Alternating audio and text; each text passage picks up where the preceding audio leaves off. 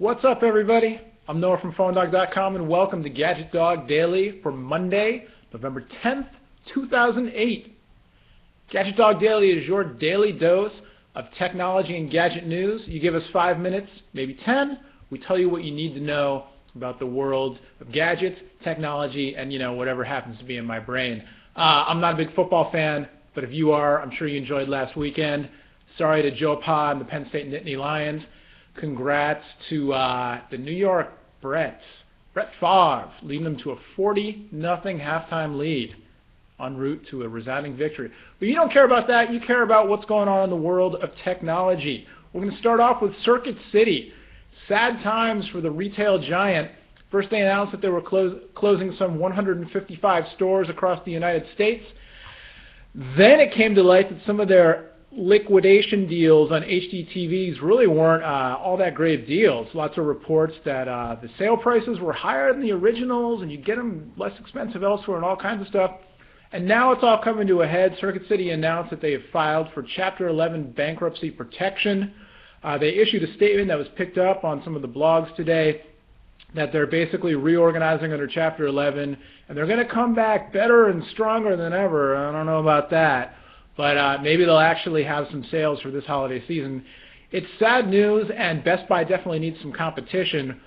But if you're in the market for some, cut-rate electronics, this Christmas, Hanukkah, Kwanzaa, Boxing Day, whatever holiday you celebrate season, or you just want to buy something for yourself, you might be able to pick up a deal at Circuit City in the coming weeks and months. So, definitely, they'll probably stay open at least in time for the madness that is Black Friday, the Friday after Thanksgiving holiday shopping fiesta. So keep your eyes on that, but sad time Circuit City. We're sorry to see you go. Hopefully you can come back bigger and better than ever. In other news, YouTube has announced a partnership with MGM. Those of you who are old as dirt like me will know that MGM is the studio that produces the movies with the roaring lion at the beginning, an American icon, definitely, the MGM studio. They produce TV, they produce films, and they're going to be serving up some of their feature-length content on YouTube now, which will be good. A little competition in the commercially produced video realm online between YouTube and Hulu. Of course, YouTube's still a good place to go to get all of your dorky, amateur-produced content, especially if you're into phones and gadgets. But anyway, YouTube's announced they're going to have 2 new channels from MGM. One apparently is going to show nothing but American Gladiator episodes over and over. The other one is going to have full-length action films like The Magnificent Seven, which is pretty cool. You have to deal with some ads online, not a big deal. So definitely check that out. And if you haven't checked it out, check out Hulu. As I reported last week, I checked out Hulu for the first time, watched a full-length episode of The White Shadow from the often underlooked, because it was kind of lousy, season 3. But I watched it in 480p. It streamed to my laptop, no problem. The experience was excellent. They should work on their search and browse features a little bit, but the video itself was very good. So anyway, big times heating up for online video, YouTube, Hulu, some other players in the mix. Be interesting to see what goes on next year, especially with YouTube and now Netflix being available streaming over set-top boxes, Netflix and TiVo doing some stuff. There's some rumors that Blockbuster's working on their own set-top box. I'd love to see Hulu come to a set-top box. If you do a search for Hulu and Wii, you'll get rickrolled. Trust me, it happened to me. Finally today, this is kind of a big watershed moment in the cell phone industry. The mighty Razr has fallen.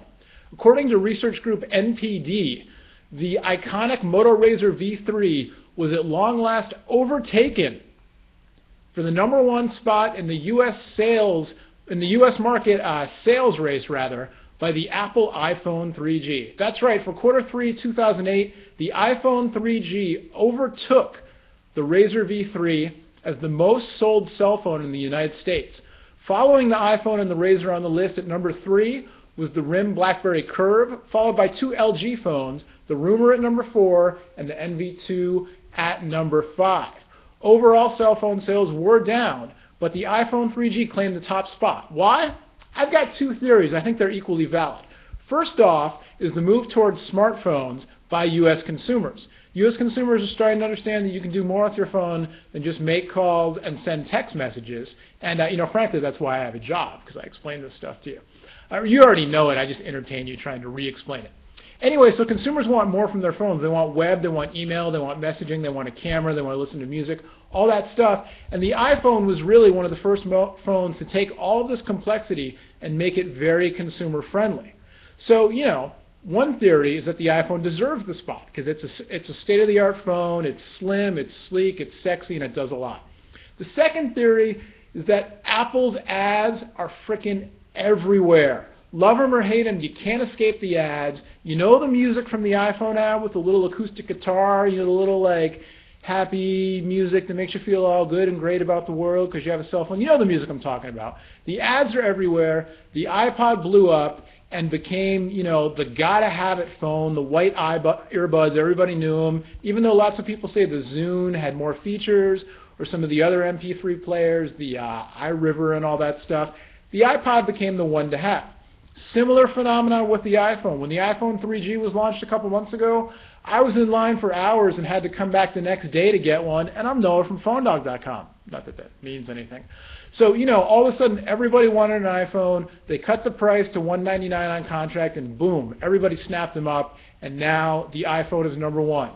Love it or hate it, it's here to stay. It'll be interesting in the coming months with, the other manufacturers had time to play catch-up, and BlackBerry is going to drop the Storm, the first all-touchscreen BlackBerry coming out on Vodafone in the UK, Verizon here in the States. Be interesting to see what happens with the smartphone market. So stay tuned. PhoneDog will always bring you the latest on all the greatest new phones. And, me, our other editors, and you guys in the comments and in the forum section will keep you up to date, help you make a wise decision about what phone to buy or, just what phone to drool over. All right, finally today on GadgetDog, it's time for What I Learned. What I learned yesterday was that with the help of the folks over at Insanely Mac and a few of the other online forums, I was able to finally successfully hack Mac OS X onto my MSI Win netbook, and now I've got a 2.5-pound, super lightweight Hackintosh as they call them. It's a laptop, it runs OS X. I spent about $400 plus another $20 for a Wi-Fi card off eBay because the one that comes in the Win doesn't work with OS X, and boom, now it works. Now granted, in the process I wasted about, 30 hours of my own life doing this. I also voided the warranty, and the laptop doesn't close on the side like it used to because I broke a couple of the plastic screws, but it works. Why did I do it? Well, one, because I'm a big dork, but two, because I really wanted an ultra-portable, ultra-lightweight laptop. And I'm used to working on OS X, so I wanted a Mac. The MacBook Air is too expensive. I got a frog in my throat. Steve Jobs is coming after me because I hacked OS X onto a non-Apple machine. He's getting my voice. I really wanted OS X on a really lightweight computer. The MacBook Air is too expensive for me. It's also kind of too big. And I've been traveling a lot, going to all the trade shows, and it really makes a difference, between a 5.5-pound laptop and a 2.5-pound laptop when you carry it around all day.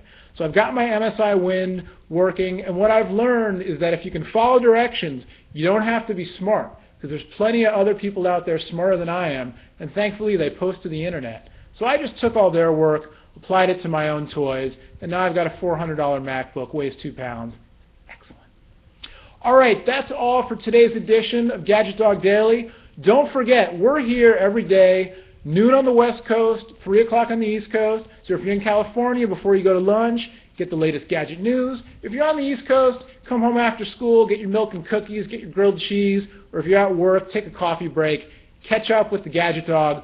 Also, don't forget, this Wednesday is the big premiere, PhoneDog TV, hosted by yours truly, Noah from PhoneDog, starring you. And for this premiere episode, it's a battle of the smartphones, starring the T-Mobile G1 with Google, along with the HTC Touch Pro and the BlackBerry Bold, the smartphone smackdown, dogfight style, 3 of the newest, hottest smartphones.